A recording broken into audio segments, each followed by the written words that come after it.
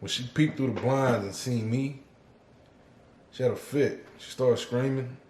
There's a big black man at the door. It's a big black man at the door.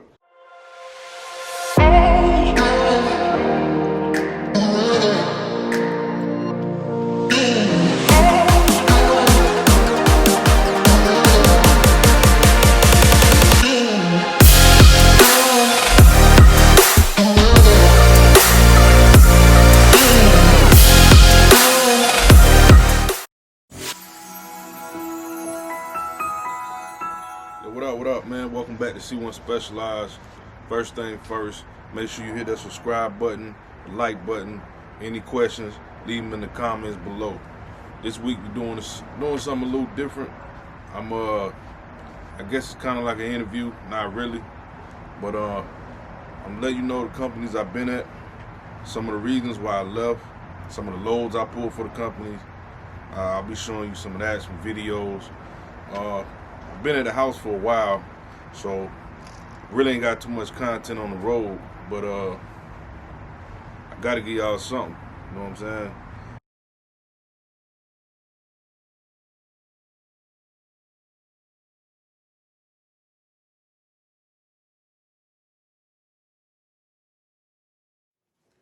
All right, man, I started out with Warner. Warner took me straight out of school, out of the truck driving school. I went to, I think it was called Carolina Trucking Academy. And I was at Warner for like 6 months. It was all right. I didn't think I was making the money I could make. I think I was only doing maybe $700 a week. $800 when I was on Dollar General. Dollar General was cool. I learned a lot. Shout out to my trainer, Kareem. And I learned a lot. I learned a lot in Dollar General. Dollar General taught me how to back up. I think my first store, I think I blindside backed off of some highway in Mississippi into a store. That was a little crazy for my first store anyway. But they said the best way to learn is to throw yourself out there. You know what I'm saying? I left Warner, I think in 2011, and went to ATS. I really liked ATS when I first got there. I started doing flatbed. I like a challenge, you know what I'm saying? I guess as you can tell, I like a challenge. ATS was cool, had some good people there. Nice trucks, nice equipment.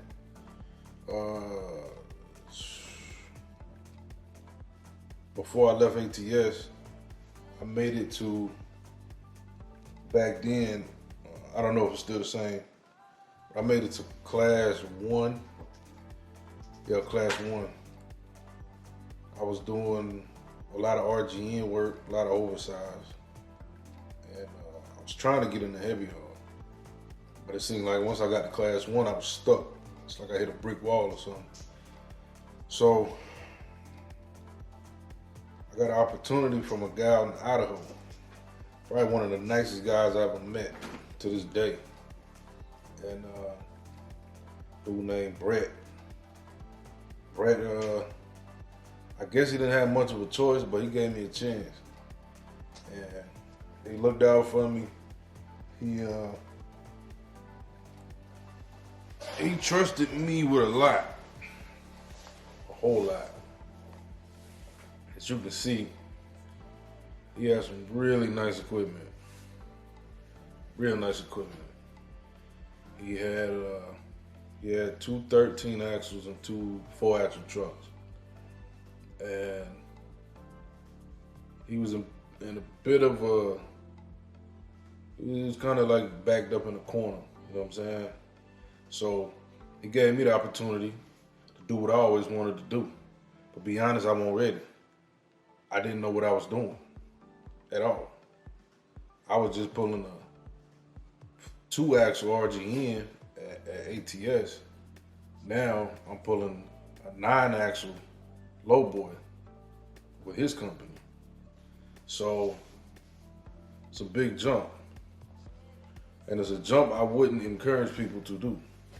There's a lot of times I could have killed myself or killed tons of people. You know, if I didn't react the way I did. And that's where I learned on my patience. That's the biggest thing in this little heavy haul world, patience. Move too fast, you're gonna hurt yourself or somebody else. And or you're gonna miss out on something. That was like my school, my heavy haul school. Schooling really is just getting out here and doing it. But that kind of school was like just, when we was little, they would throw us in the swimming pool to make us learn how to swim. So that's like throwing somebody in the ocean and they don't know how to swim. That's pretty much how it was. So, first load I did, I couldn't even put the trailer together. The people there that loaded me loaded enough trailers to figure out I didn't know what I was doing, but they knew how to put it together. So they put it together for me. The West Coast is very unforgiving. They got mountains and hills and canyons out there that's either gonna make you or break you. Thank God it made me, it didn't break me. I've been Monarch Pass. I stalled out on Monarch Pass on a 7 or 8% grade. And if you've done that before, you know how hard that is to get started again without breaking something. And be honest, I didn't even know I could break something trying to get it started. I didn't know. I'm just trying to get the truck moving again. But anyway, Monarch Pass is 11,312 feet. At the very top of Monarch Pass, there's a rest area. You know, I pulled over. I probably had 5 miles of traffic behind me, and everybody was pissed. Because it probably took me a good 2 hours to get up Monarch Pass. And it took me every bit of 3 hours getting down. So we pulled over at the top. I let everybody go by. If you ever been in that altitude, I mean, you almost can't breathe if you're doing anything. I walked to the back of the trailer, and it felt like I ran a mile. It was crazy. I didn't really like that too much. But I did some work over there. Unfortunately, he ended up losing the equipment. A lot of things went on. But anyway, that man gave me my first taste of heavy haul. Not only that, I actually seen what the money was. Now you talking, one of my loads paid me $3,400 as a company driver. You know what I'm saying? Company driver after taxes. And they took almost $1,500 in taxes out. $1,500 for taxes. It's a lot of money, to me anyway. And I still had a $3,400 check. So, that lets you know how much money I was making. I had one load pay me $6,200 in a week. So I'm seeing the gross numbers. I'm seeing permits and escort costs. You know what I'm saying? I gotta figure this stuff out myself so I can figure out what I'm getting paid. It was a crazy learning experience. But like I said, I wouldn't advise it for anybody unless you really, like I was kind of obsessed with the heavy haul stuff. So I already knew as far as driving,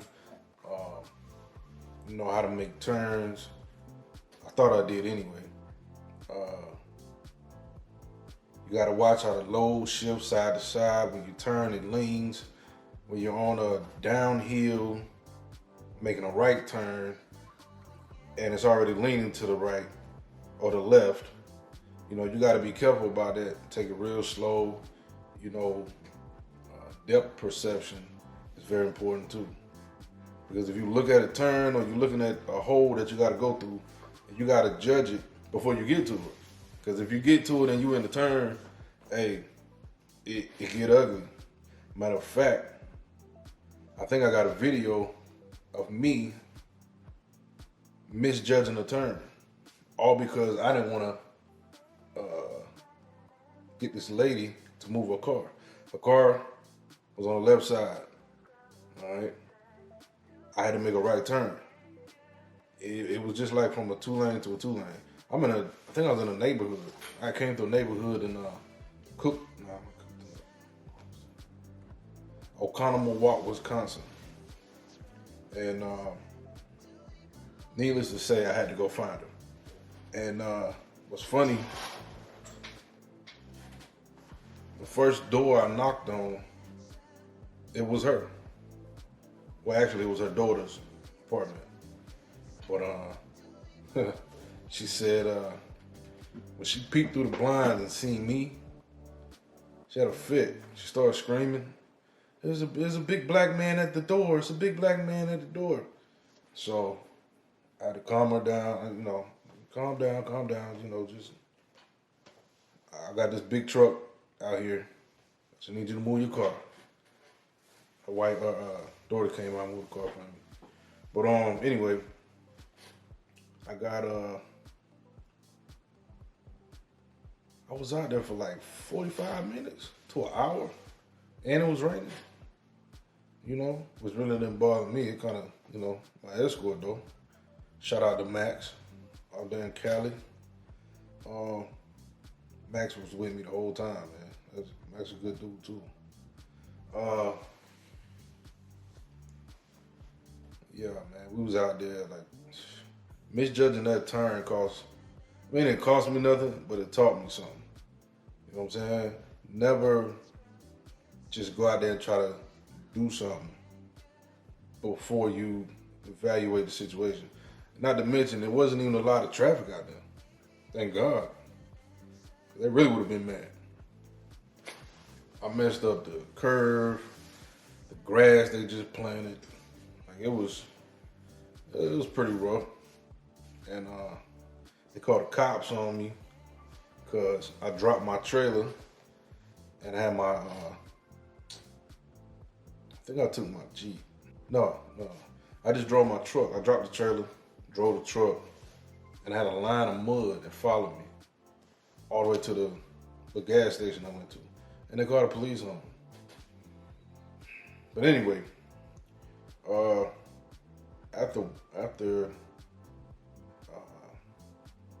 trucks and trailers were gone, I think I moved to, I think I went to Daly.